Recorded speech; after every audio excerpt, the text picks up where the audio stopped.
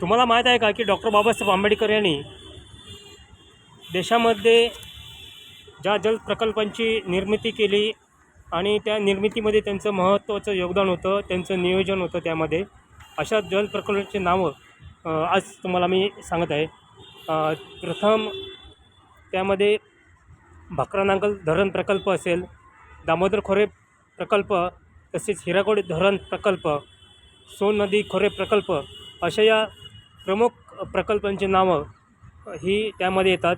आणि अशा पद्धतीने डॉक्टर बाबासाहेब आंबेडकर यांचं हे असं भरीव योगदान त्यामध्ये दिसून येतं. त्यानंतर त्यांनी 1945 साली त्यांनी नद्या जोड प्रकल्प हा देखील एक महत्त्वाचा प्रकल्प त्यांनी देशामध्ये राबवला आणि त्या प्रकल्पावर त्यांनी वीज निर्मिती केंद्र उभारण्याचा प्रस्ताव देखील देशासमोर ठेवला.